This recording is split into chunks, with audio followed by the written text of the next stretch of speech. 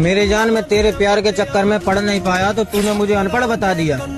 वो तो शुक्र है मेरे उस्ताद जी का कि उनने मुझे मैकेनिक बनाकर अपने पैरों पर खड़ा कर दिया, वरना तेरे प्यार के चक्कर में पड़ा होता तो आज मैं रोड पे खड़ा होता।